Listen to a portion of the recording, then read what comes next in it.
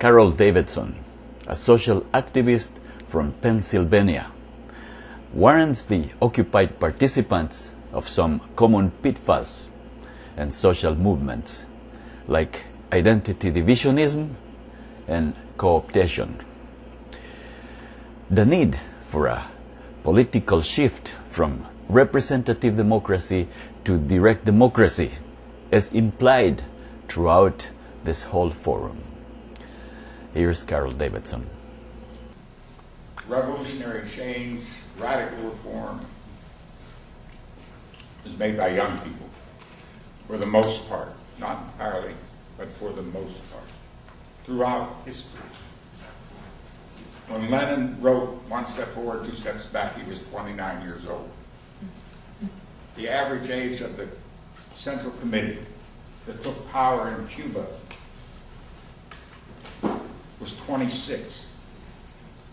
Fidel was the old man at 35. The average age of the Chinese People's Liberation Army when they took power was 19. Mao was in his 30s. Only Xu De, the old general, was 50. Revolutions are made by young people. The critical force is one thing. But when all is said and done, the critical force is not the main force. That's the point I want to leave everybody with, especially the young people I talk about, because I praise them for being the critical force, but I say, when all is said and done, you are not the main force. You might wake people up, but in the end, history is made by the masses in their millions. That's what makes history. You can be a spark plug, you can be an energizer bunny, you can be an advanced theoretician of it, but when all is said and done, you're not the main force. And the most valuable relationship you have to develop is a kind of dynamic tension between the critical force and the main force.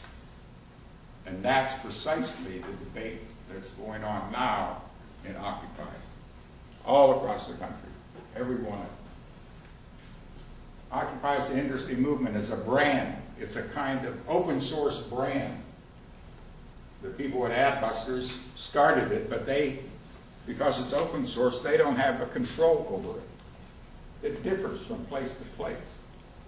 The Occupy groupings themselves are the small critical force cutting edge of it.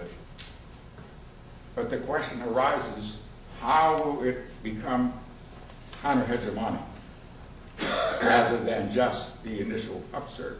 How will it form the alliances that it needs with the main force?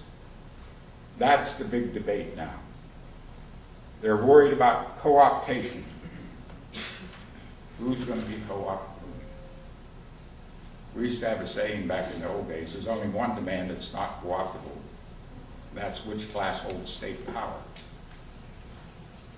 I don't think we're quite at that point yet. Those are not the questions that are being posed in the streets. That's a question of education and propaganda. And we should do that kind of revolutionary education. That's why I created that institution called Online University of the Left. But the fact of the matter is, there are a number of ways you can be co-opted. You can be co-opted from the far left. You can be co-opted by the black bloc. I talked to an international vice president of the steelworkers who's a friend of mine and raised this question of co-optation with him. And here's what he said. We don't want to co-opt these guys. He says, we couldn't if we wanted to. None of us are going to sit through one of these General Assembly meetings for 10 hours on end, trying to get 100% consensus. We like these guys just the way they are. We see them as our direct action arm. The other question comes up, raising demands. I made a point about not raising demands, and there's an upside to that because what it has meant is it's a creativity that has generated hundreds of demands and freed the imagination. But at the same time, if you don't have, say, a few central demands, I think a very good one is financial transaction tax on Wall Street.